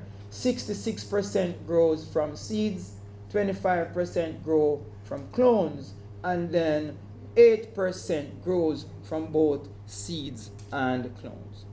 If we're looking at source of seeds, where do they get these seeds? They're very important. 13% import seeds, 22% breed their own seeds, 49%, close to 50% of the seeds are local, and then the remainder is distributed between different intersections of these categories. If we look at how do you cure your cannabis, post-harvesting of the flowers is very important to maintain standards. So we're interested in finding out how they cure their cannabis. 40% uses neither AC vent or dehumidifier. They just hang them in a shade house. Dr. Emmanuel can tell you that probably this is a no-no, especially if we want to standardize and to maintain the quality of the plants that are post-harvested. 10% uses dehumidifier, 25% uses vent, 20% uses air conditioning units, and then the remainder marginal effects are distributed across the others. Now if we want to look at input costs, how much goes into your production process, then we realize that here an input cost of 10,000, 10% of our farmers say that they have an input cost of $10,000. That's depending on the size of their farm. 8% has an input cost of 50,000, while 7% has an input cost of 100,000. We have a maximum input cost here, and I would suppose that this is a 30-acre farm or some large greenhouse or indoor production. 1.2 million, 3% is 820,000, and basically it's distributed from $450 all the way to 1.2 million. If we look at the average crop yield, very important as well. Average crop yield, important. 10% of our farmers say that they get 5 pounds from their production process. 1% get up to 8,000 pounds. 8% get about 150 pounds, and so on and so forth. So we have a very dispersed distribution as it relates to crop yield across the length and breadth of the island. Maybe for future research, what we'll have them do is to try to show us, but the farmers don't have this information. So we'll have to go and help them to get this information, which is crop yield per acre. So what we've had to do is to make estimates and so on and so forth. Average price per pound, and it ranges from $500 to $90,000. Our modes are $9,000 and $5,000. These appear to be the more wholesale sold plant-based material. 10,000 also very close to the mode, but you realize that depending on the quality and depending on where it is sold, cannabis, the price per pound ranges from $500 all the way to $90,000. Now, intended market, very important. When you produce cannabis, where is it going? Who is consuming? And we see here for local market, we have 44% of the cannabis is distributed locally, 36% exported. Yeah, whether legally or illegally. Jamaica forms a significant part of the regional as well as the global cannabis distribution chains. Regionally, we ask regionally 5%, regionally 4% both local, international, and 7% says all. So if we were supposed to take away from this, only 44% or close to 44% remains here in the domestic market. If we're looking at how much you would pay for a license, 45% says $0. We have a 2%. I think this is important for the CLA. 2% of the respondents would pay up to 500,000. More than say 20% would pay over 50,000, and so on and so forth. Only 9% would pay 10,000, and this is in Jamaican dollars, ladies and gentlemen. This is not US. If we're looking at tax revenue, very important for the government as well, respondents were asked how much would you be willing from your revenue to contribute to fiscal sustainability. 21% said $0, and that's the mode. However, if you want to look at 1%, 11% said they want to contribute 1%. 15% said they would contribute 10%. 2% said they would pay 28% in taxes. 6% would pay 16%. 6% would also pay 15%, and so on and so forth. So I'll pass this information to the CLA so that they will be better able to make their particular. How long have you been cultivating? And it goes on and on and on. Now this is overall retailers. This pie chart is showing the retailers. 43% of our retailers are between the age of 18 and 25. 37% between the age of 26 and 33, and only 18% of our retailers are above the age of 40. And as it relates to retail, 93% are male and 6% female. I want to thank you so much for giving us this opportunity. We conduct surveys at various cannabis events. We have our own, and it's called the Scarce Festival. Please tell Dr. Delahaye to give us a medical permit so that we can host the event in peace without the police. We are merely collecting data that is going to help the country to move forward. Thank you.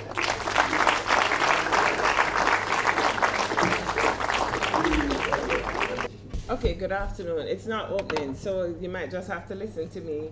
And after that presentation, that's a tough act to follow. Okay, I'm from the Intellectual Property Office, and the Jamaica Intellectual Property Office is actually an agency of the Ministry of Industry, Commerce, Agriculture, and Fisheries. I thought it was necessary to mention that because we're looking at trade, basically. So this is our vision and our mission. I have 10 minutes, so I'm not going to read it. But basically, we are, as far as we are concerned, the best IP office in the region. Yes, thank you, Joan. Yes, we are. Okay. The only thing that's holding us up back is that some of our laws are not where they should be, but thank God we went to LegCom with one that is of great significance and relevance to the ganja industry in January, and we're hoping that it will be tabled in Parliament in February, this month. And I put green on this finger there for the green goal that we're working with, okay? Yes, moving right along. Okay, so I don't have to go into this but just to show you how the ministry and Jaipur work together. So basically it's about improving competitiveness globally and locally, as well as diversifying local production along the value chain. So you know what I'm talking about when we speak about local production. I don't think that's what they were conceptualizing at the time, but that's how I interpret it. And just to share, when I joined Jaipur in 2007, for those of you who might remember that far back, we were in the middle of negotiating the EPA CARI Forum, right? The Economic Partnership Agreement among countries of CARICOM plus the Dominican Republic. So we were supposed to exchange a list of geographical indications from Jamaica. So I came to the office all excited and I did my list. We consulted and then I added ganja on the list. So of course, I was the Deputy Director Legal Counsel at the time, and I was met in the office with, Lily Claire, you mad? I said, no. I said, we have 2 patented products that were developed when ganja was illegal, so why can't we have it as a geographical indication? So I sent it off. Anyway, I got a lot of pushback from the Ministry of Foreign Affairs, and I said to them, let's share it with them and let them tell us it can't be on the list, right? So I've lived in this lifetime of working at JICA, and I think you mentioned it, to this wonderful document from the European Union, which is their directive on ganja. Moving right along. So, and the thing is, if you go anywhere, if you go into Geneva and you're visiting, there's a street where you see the signs and it's available, and our name is being used, which is part of the problem. So if they're using our name, we may as well get some of the profit. Okay, moving right along. This now becomes critical and important because people speak about intellectual property as if it is theirs. It's only yours if you have something, right? Something tangible. So it says intangible property. This is from the Dictionary of Law. Since, did you know that if you say you're a lawyer, that's contrary to ethics? Yeah, you're not supposed to say it. You're supposed to make people discover it, so I'm not saying it. So intangible property, that includes patents, trademarks, copyright, and registered and unregistered designs, right? That's the Dictionary of Law definition. WIPO, which is the World Intellectual Property Organization, which is the UN body that deals with intellectual property, they speak about it as creations of the mind, which is a much more nicer definition. Inventions, literary and artistic works, symbols, names, images used in commerce. That's the critical part of the definition. So now we come to the actual forms of intellectual property. So we have industrial designs. Usually you have industrial designs, you have copyright and related rights. And more recently, that last bullet point, GR, TK, and TCE, WIPO has been looking at the intellectual property that's associated with those 3 areas because, as you can imagine, if you go back in time, and it's still happening, we have knowledge that we don't think it is relevant and important. So depending on who approaches you, you give them that information. Then one day, they might send you back a thank you, which is a book, which includes all of the knowledge that you shared with them, or they may come up with a product or a process based on what you told them. But the unfortunate thing is, thank you, okay. Yeah, you didn't take the necessary steps to protect it, and until, remember, if you don't put it in a format, you can say it is yours, and they've used it. What they've done is wrong, immoral, and unethical, but not necessarily illegal. So you have to be careful who you share your knowledge and your information with. So all of that shows you the different forms of intellectual property that are available. And when my economist, who is on his phone, and I'm jealous because he's not listening to me like how I listen to him, but that's like geographical indications. Anyway, moving right along. He spoke about the ganja, right? And the need for you to have all these things in place. That's what you get with a geographical indication. That was not a very forensic way of saying it. But basically what it is you establish a standard and you say this is what you'll get every time you get that GI. So champagne is perhaps the most well-known GI that's out there. So these are the relevant intellectual property laws that can deal with ganja. Fine.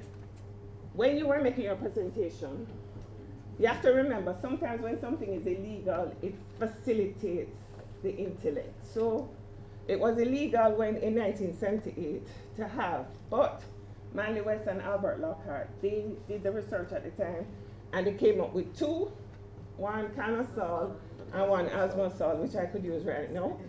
And both of those were patented, right? And it's interesting, I don't know if I can say this, but it was very interesting because at the time, the properties of the cannasol were so good, a major pharmaceutical company wanted it, and they couldn't get it, and then you know what happened. You know, like if you're in a man-woman relationship and she don't want you and you want her, then she's horrible, moving right along.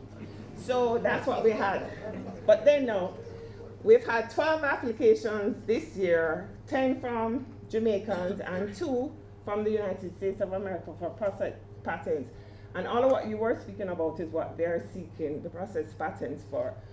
The pharmaceuticals, I can't tell you what they are for, so I'll just give you the generic diseases of the eyes, the lungs, and pain relief. And 2 nutraceuticals. So when you're talking about what I was thinking, one way we can use it is we trade in the product, since it might be hard for us right now to trade in the actual product. All right, that's just to show you a fancy graph, moving right along. Trademarks now, this is the interesting area. And this is an area where I'm happy as long as it stays illegal in the US, because then people can use our system and we can earn some money. So we accept registrations for trademarks, and I must tell you, historically, we were doing this before we were supposed to be doing it. And don't ask if we never get in trouble. So then we had to defend ourselves and say we were just accepting them, but we weren't processing them. So we would accept the applications, but we didn't process the applications because we can't contract outside the law. So the people would come in with wonderful things to be trademarked. But what we did was, and the thing is, you know, if you explain to policymakers, you stand a better chance. So I went to the heads meeting and I said, yeah, but the people want to protect the product. They're not selling ganja. It's just a t-shirt that they have it on. Yes, I see, thank you. Anyway, I should pretend I never see it like some of the other speakers. Anyway, yeah, but then I'm a woman, I wouldn't do that. So products, in trademarks, you can protect products or you can protect services. So you can hang up a sign offering a service. So we have 33 registered trademarks right now. 16 are local and the others are international. We have 60 pending. 30 of them are Jamaican. I spoke about the GIs in passing, but we have 2 protected GIs in Jamaica, Jamaica rum and Jamaica jerk, and ganja can be a GI. And the thing with it, the important thing to know with the GI is you can have ganja and you can have the ganja GI, which will be at a higher standard, because there's an established standard that the Bureau of Standards will have. And then for your GI, you go a bit higher. So you show that you have the better product. Okay, copyright now. There's no need, it didn't matter whether the law banned it or not, because copyright deals with stuff like this, a book.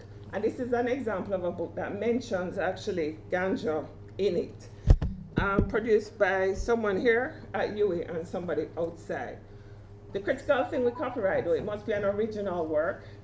And people have done research and papers. What you need to do is to get your name out there so that people associate with you with the product. And the way to protect, well, once it's in a tangible format, your copyright automatically comes into place. We have a voluntary registry at Jaipur. You can pay a few dollars and you get a certificate, which might come in helpful for you if somebody claims your work as theirs. This one though, breeders of new varieties. So I was very interested to hear about all of those breeders, if they're coming up with an actual new variety, because we are far advanced in having a plant variety protection. We actually have the bill, and we're hoping, thank you. Yeah, so, and I was having a discussion with the speaker before me. One of the criteria is it must be distinct, new, homogeneous, and stable. He said that you can't really have strict stability, but stable in inverted commas, so that if you plant it today, you get something similar the next day. We have the intellectual property that's associated with GRTK. So historically, and this was mentioned before, so I'm not going to mention it again, the traditional uses that we have done, that we have shared with others, and which they have used in their research to come up with actual products.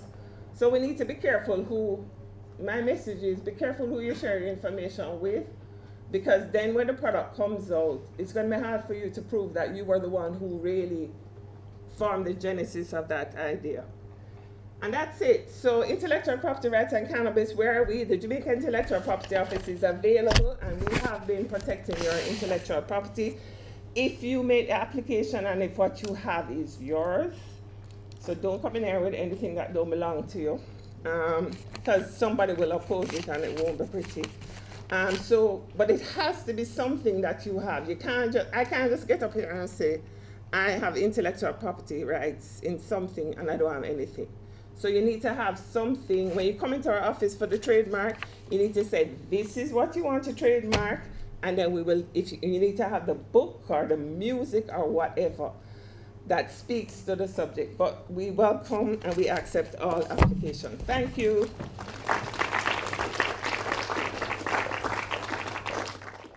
Thank you very much. Evening, everyone. Having spent many hours at sea while serving in our Coast Guard, I'm very clear that ships reach their destination not just by speed, but with balance.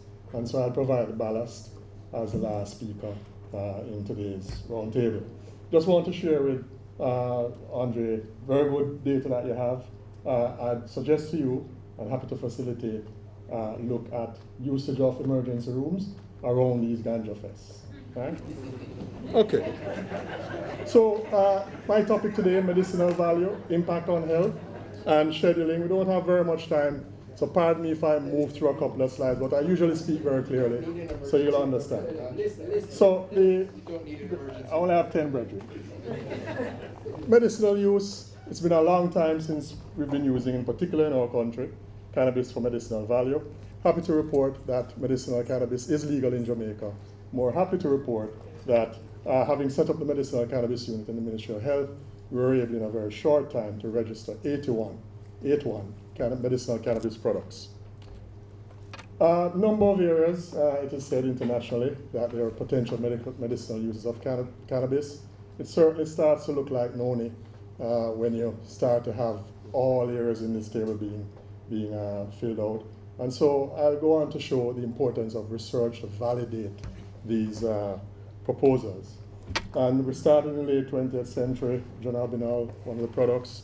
If I had time, I'd go into it, but that continued into the 21st century. In italics, I've placed there's an increasing body of evidence because the nature of that body of evidence is what drives FDA approval of products. Research, again in italics, and the benefits of cannabis, the kind of research, very important. So increasingly so, the point of the slide is more and more areas are being considered and looked at to be treated with cannabis. And then, of course, in the 21st century, further on, the AMA supports future clinical research of medicinal uses of marijuana while using a wide-scale approach. The question is what kind of research is needed for FDA approval, and that happens to be randomized, placebo-controlled, double-blind clinical trials.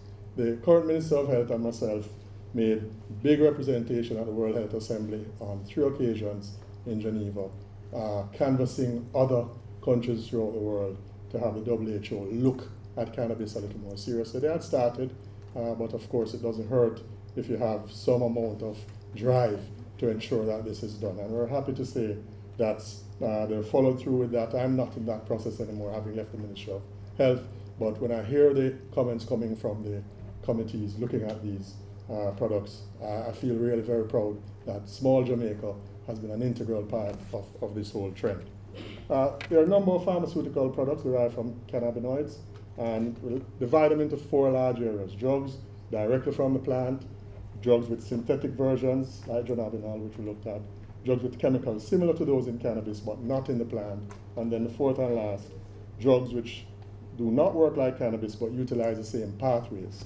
So just to share with you the different areas of drugs. And if I had time, I'd go through these slides. Happy to leave the presentation with the organizers. Well, let me then get to the concept of the entourage effect. So we recognize that having just a particular component of cannabis like THC or CBD isn't necessarily where you get most value. You need what we call a combination of these products, what we term the ensemble or entourage effect, which is very important in the efficacy of the product. And so therein lies the whole issue of combinations and the levels at which you allow these combinations to be present. For the medicinal cannabis unit, as I left it, our upper limit was 5%. There's a reason for that, because it's at 4 or 5%. that the potential negatives of cannabis come into play. And so we took a responsible approach. Countries go between 3 and 15%, but those are countries in the 8, 10, 15 who have had 20, 25 years, like in The Hague, of using medicinal cannabis. And also, I must point out, have a very excellent mental health system. We don't have that. Some recent developments, we're looking at clinical trials, including what I'm principal investigator for here in pain management, but looking at clinical trials using post-traumatic stress disorder. Being an ex-military myself, I have a vested interest in that, and we're now at an advanced stage of discussions. We're doing some of those clinical trials here at the University Hospital. Using medicinal cannabis to fight the opioid epidemic, we're also at an advanced stage of dialogue in that area. And then transdermal patches being developed, inhalation devices being developed in Israel in particular. Some active studies, we've conducted one, the data entry has been collected, we're still looking at it. Open label phase 1 randomized 2-way crossover study evaluating the pharmacokinetics of prana P1, THC, and then a second one, which we just resubmitted to ethics, a prospective randomized placebo-controlled double-blind. Note, that's the kind of study the WHO needs to push your product forward. Trial to assess efficacy of adjunctive cannabinoid therapy in managing pain and symptoms of cancer in patients with malignant cancer. It is not many places in the world that we're embarking on these studies. Israel also does a few, and then in California they have a few more. There's other references that will be left here. Let's look at the second part of my presentation, the public health challenges with the use of cannabis. And Andre just told me we're using a data-driven approach, and I have some of that data to show. So historically, it was well accepted that there were potential challenges with cannabis. In 1000 AD, an Arabic text, and the title of which was On Poisons, warned against the use of hashish, including the fact that hashish could cause a human to, quote, become mute and blind and could lead to retching and death, unquote. Also, ancient Romans used marijuana medicinal as a pain-killing analgesic, yet, quote, warned that misuse or abuse of the herb would lead to possible impotence, unquote. Just sharing with you what we have in the literature. So the point is, persons recognize that there are potential challenges. The ethical debate really, though, to take it away from all of that, is mainly focused around the use of smoking medicinal cannabis, because smoking anything is hazardous to your health. It's for that reason why the FDA has no approved product, which is smoke. Main issue around cannabis usage. Some more concerns. Smoking concerns may be alleviated with the provision of alternative methods, creams, patches, capsules, drops. Vaping is one of those. Less harmful, but not entirely harmless, as we heard with a previous speaker. Medicinal versus recreational use, one of the challenge. The potential for misuse or addiction, as you would know it. Safety under medical supervision, and the need to develop suitable exclusion criteria for clinical studies. For example, persons who I treat with schizophrenia and bipolar disorder certainly could not be included in these trials. I share with you prevalence studies over about 25 years there at least, between 1987 and 2013. Not many Caribbean islands have this to show you. We have it. And what's alarming about this slide is the fact that the prevalence, this is lifetime prevalence, the question you ask is ever used. Very few countries in the world where the lifetime prevalence of cannabis use, look at these columns, approximates that of tobacco. It just doesn't happen in many countries. So we have a challenge to begin with. Data-driven, Andre, this is rare. There's a reason the DSM-5, the Diagnostic Statistical Manual of Mental Diseases, carries specific diagnoses around cannabis, and they include cannabis intoxication, withdrawal, cannabis-induced psychotic disorder, cannabis-induced mood disorder, and anxiety disorder. They wouldn't be there if they didn't happen internationally. They go about designing the DSM-5 by looking at all countries in the world and the kind of illnesses that they have, and then compile this document with a criteria, and it's based on that we make the diagnoses when we see patients. Other impact on health, certainly any discussion on regulatory approaches on cannabis must share the following objectives. Minimizing access, availability, and use by youths, the vulnerable generally, and that's by public education. It's where we have fallen down in this country in the worst way. Minimizing drug driving, minimizing cannabis use disorder or addiction as you know it, minimizing consumption of marijuana products with unwanted contaminants, obviously, and minimizing concurrent use of cannabis and alcohol, particularly in public settings, because we recognize in particular with motor vehicle accidents, that's a combination that creates the difficulties. The need for research, need for more supported research into the therapeutic role and safety of cannabis, which we are participating in.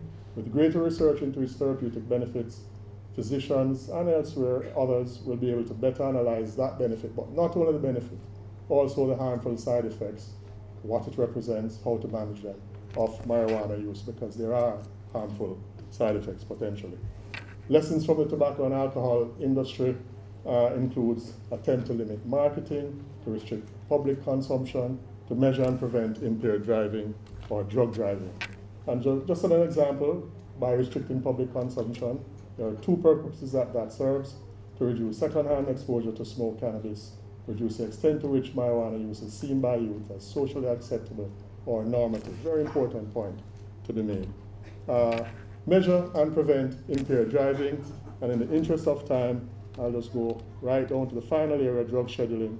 Currently, cannabis scheduled as Schedule 1, and that means that there's no medicinal value, strictly speaking, and strong potential for addiction. We think that's wrong. The Committee on Cannabis Dependence in the WHO, they have looked at CBD in particular. They're very clear that it should be removed from Schedule 1, and they're now going through systematically and then provide that information to the UNOCD that having reviewed cannabis, specifically CBD, should be removed, and they might want to look at putting cannabis in Schedule 3, where you have other products which we use as medication, and I use them too. For example, Schedule 4 with the benzodiazepines.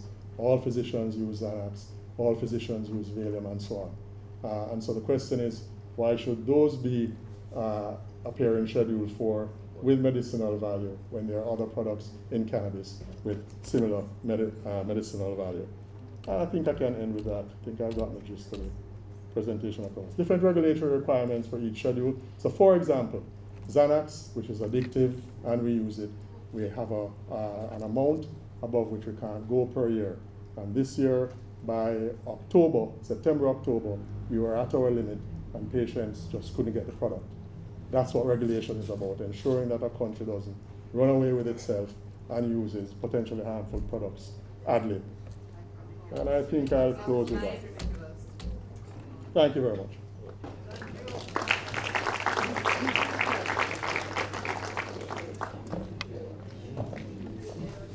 Okay, so now we're high on knowledge. Let us try to do some questions. But before I do that, I don't want anybody to leave yet. So I'd like to invite you to the next talk. The next talk will be by Ambassador Bernal. He'll be looking at the China-Jamaica capital connection. So how does the Chinese affect our economy? And we know that they are here, and we've been doing a lot of business. That will be here at 5 o'clock, okay? So we'll have that. And I just want to acknowledge the persons who had done the decoration at the front. They asked me to just tell them that it was done by UISON. That is the University Nursing Section, okay? So now we're open for discussion. Nice, clear discussion, and you can present it to whichever one of the speakers that just presented. So let us start, and I see a hand right here, so we'll start. Thank you very much to all of the presenters, and I will stop there because I know many others probably want to speak. I appreciated all of the input, really clear you sharing the status of the varietals bill, and particularly your data, Mr. Horton. Because we haven't had any knowledge of this industry in terms of fact-based information. My question is really to Dr. Delahaye. First of all, I appreciated your presentation, particularly how you ended it, noting that even in your position, you must know that it's necessary for reclassification of this drug to be moved from the schedule and the cost that it's in now. But in your fact-based assessment, Again, I appreciated the references that were made. You were quoting Roman references, and I just wanted to highlight, you mentioned that your patients cannot be treated by this. But there's research from 2017 in Sydney. This is in university, this is PhD-based research that speaks about the ability to use cannabis-derived treatments for schizophrenia, for Alzheimer's, for a variety of psycho-related or psychoactive treatment. So I'm just wondering how it is that you're referring or relying on such dated kind of rhetoric when there are actual factual studies being done that really need to be given regard. Thanks very much for your question.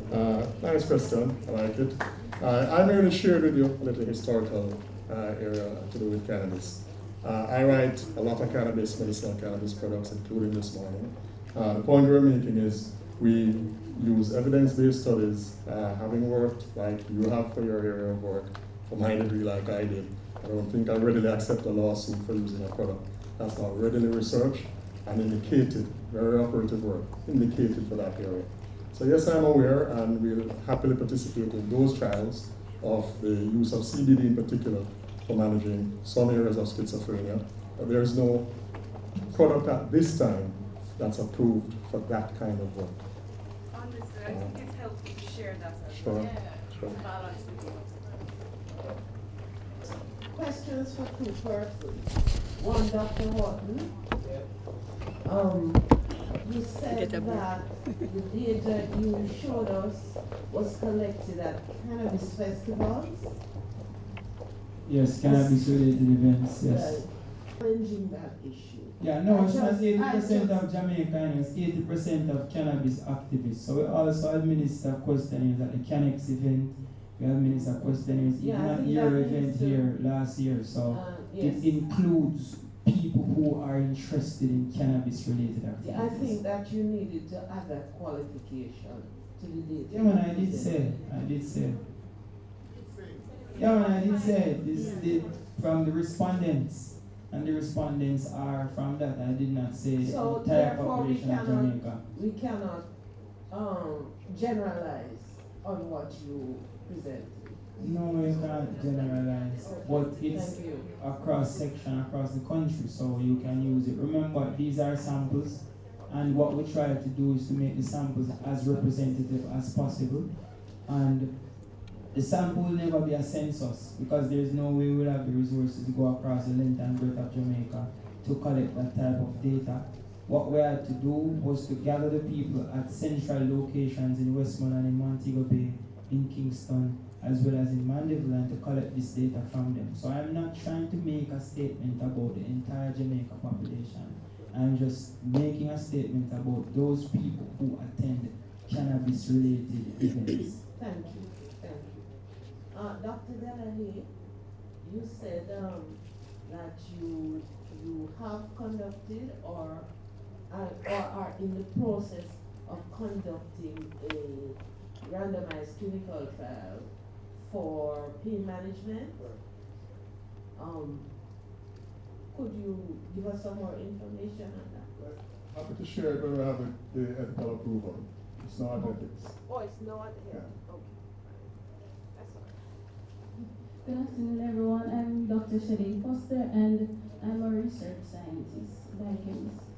So I'm interested I do the research, but I also want to see research to take into the market. Now, one of the ways to get into the cannabis industry is through a license. Now, after paying the significant amount of money to get the license, then you have to deal with the banks who will close down your account if you are a part of the industry. So how does the regulatory body, CLA, and the others deal with this issue? Alright, so what you're referring to is the banking issue that Yes. the industry currently faces.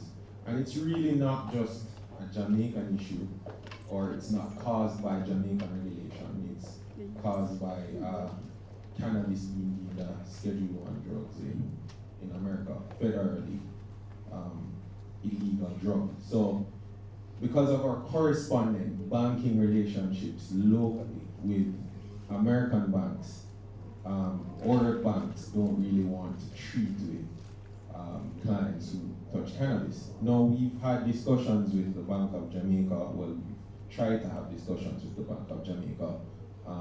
Our Minister of Mike of Industry, Agriculture and Commerce, Minister Shaw, he's most interested in resolving the issue, but if I'm to be honest, it's not something that's going to change overnight. With the passing of the Farm Act, which now allows states that authorize the cultivation of cannabis or even the sale of cannabis, they don't do it from state to state. It's still within the state, so it doesn't reach the federal level.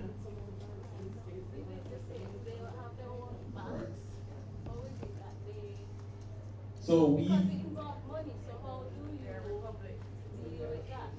The question is that you have your own banks. California has their own banks that accepts. They're a republic. We've tried the cooperative approach, but then that still results in corresponding banking issues. But to answer your question, it's something that we note, something that we're looking at, but quite frankly, it's not something that we can necessarily shift or control. Who is the we? We being the cannabis licensing authority. They have the authority to do. Yes. Just on the banking thing before we move on, in regards to your question, in Canada, because it's federally legal, the banks do open accounts for medical cannabis companies. The thing is, in the Canadian system, it was mostly designed so it was totally cashless. It was all done through credit cards and online, so it was very easy for them to control the money and see where it was all coming and going. However, I'd say for any Jamaican companies, maybe Canada might be an option. So. Yes. My question is to the CLA representative. My name is Orville Silvera. Yes, Mr. Silver. It was stated from the outset that products, edibles, etc., would not have started when the license system started, or the cultivation and extraction of oils. Have the CLA any idea when other products which are now being researched will be allowed into the cannabis market in Jamaica, the legal cannabis market? Well, by other products, I mean cannabis oil is a product. May I indicate to you, sir? Oh, if you're speaking, hold on, Mr. Silver. You're referring to edibles. I said that. Right. Like edibles and other things like that.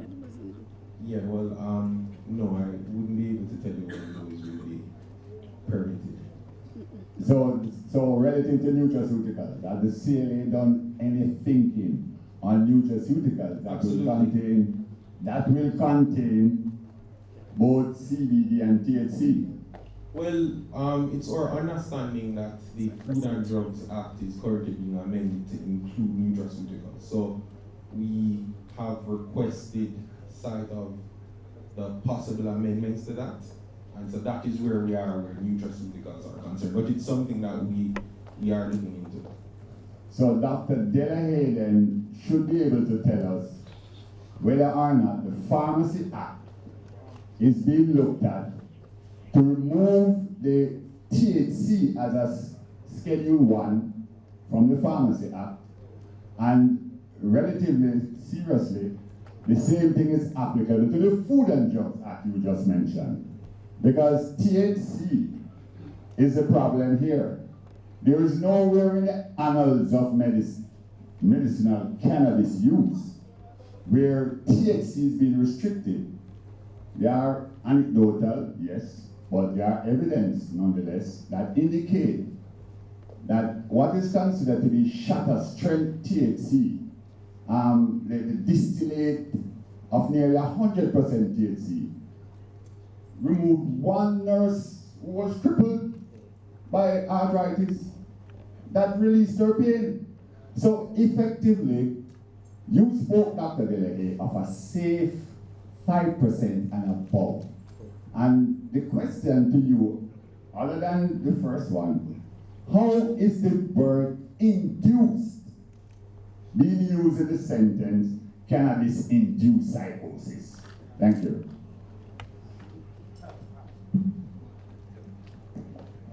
I know Orville very well. Sorry to disappoint you, Orville. I don't have an answer for you.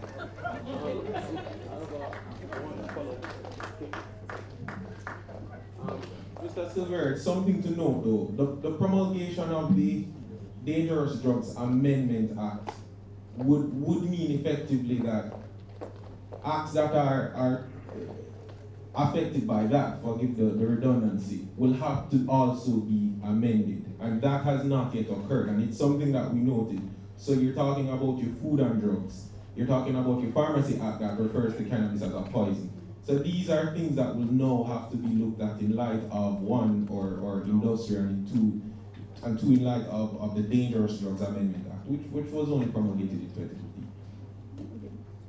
Okay, we'll take just 2 more questions because we have to be out of here shortly. Okay, so 2 more questions. Yes. First, I'd like to thank the presenters, many of whom I know. I think you did an excellent job at the forum. I also particularly want to thank the presenter from Ethiopia for pointing out just how rapidly Jamaica has moved as far as this is concerned, because the constant refrain is that we've taken forever. My question, 2 questions. As far as I'm aware, the CLA at one time was looking at a cashless system for the industry, along the lines of what has been mentioned, to address many of the issues, the correspondent banking issues. I'd like to ask where that is, or if it has been, if pursuit of that has been discontinued. And also to all of the presenters, mention was made of the farm bill that was signed by President Trump in December.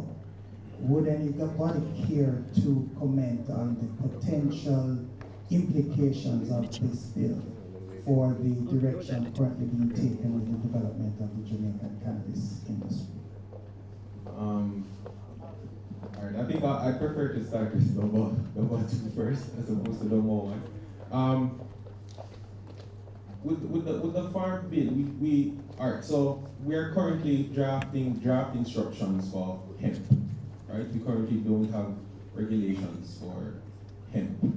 And in light of the farm bill, and in fact I'll go on better, the WHO has recommended that CBD, I think, be removed from Schedule 1, and that it be that effectively hemp would now be no more than 0.2%. Would have no more than 0.2% THC. I'm trying to get the chemistry right. So that would that would have an effect on how we define hemp currently, if it is accepted, if that recommendation is accepted, because we define hemp as having no more than 1% THC. With the farm bill being signed, it would mean effectively that the CLA would have more applicants who clearly want to grow hemp. I don't know if it would mean that hemp will be readily imported by America, because the politics behind the farm bill is really for them to not be importing from China. It's to kind of develop their local market. So I don't know if we should be too excited about the farm bill. And in terms of the cashless system, it is something that we're looking into, but it's not the only thing that we're looking into, and that's the legal answer.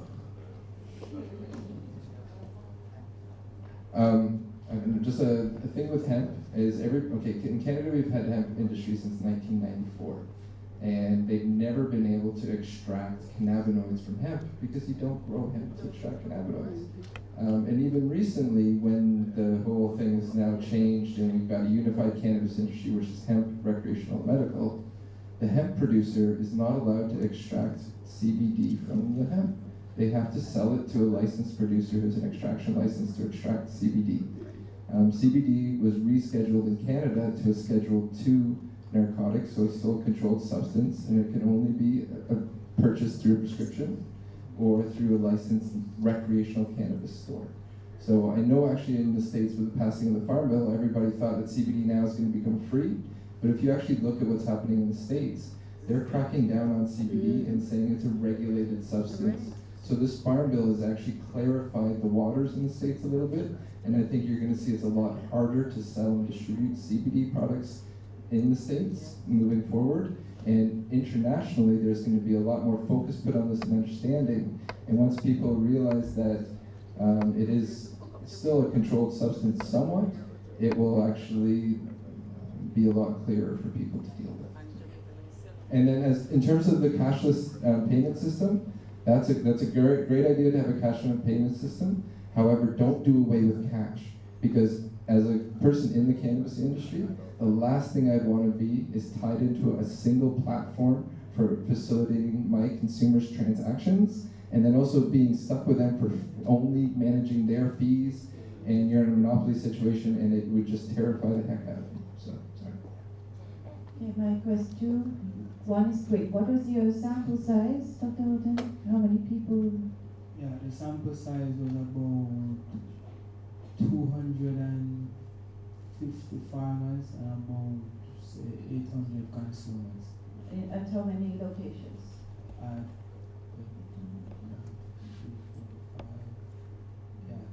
6 locations. Oh, thank you. Good. That is very good to know, because that shows the data is very sound. My other question, CLA. Have you put some more thought into having a special license in research for transport? Right now, your transport license is commercial. It's very high. It's for carrying large numbers of cannabis from one location to another, as opposed to research, which is a lot smaller. Thank you. Could you just repeat your question? If we put Some more thought, because your license fees right now for transport. Oh, the license fee is quite high. Right, because it's one tier. Mm-hmm. You have other tiers for field, depending on whether you're going to have a large field or a small field. But your license fee for transport is only one tier, and that's a commercial level tier. But what about the research tier for transport between the different locations to allow for research? Well, I mean, that's a lovely recommendation. I can't say that it's something that we looked into, but It should be, because I was asked to do it and I gave it as a draft. It should have been at your disposal to look at. You pass it on. Just write a letter to the relevant minister, just highlighting it and just saying you're recommending an exemption of the fee, and then they're putting a small fee. That's what you should do. Pass it on. Pass it on. Okay. Yes, I will humor you. I will do it.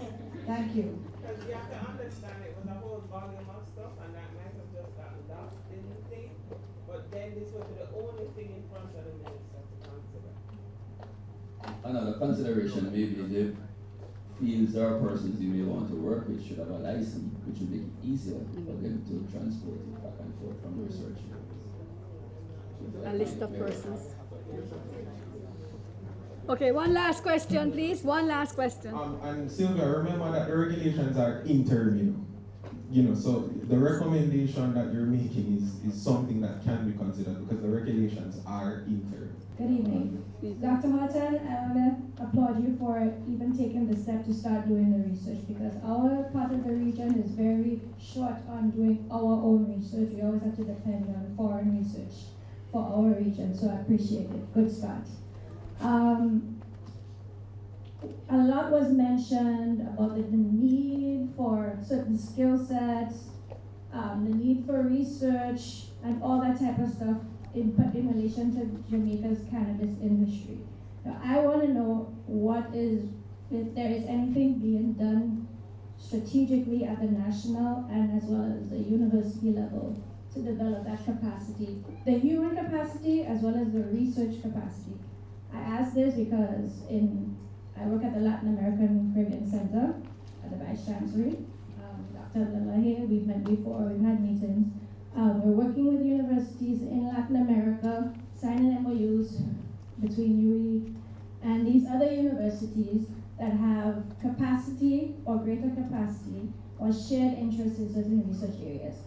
Cannabis is one of them. So I'm just curious, what's happening at the left, at those different levels, to increase our human capacity to advance the research.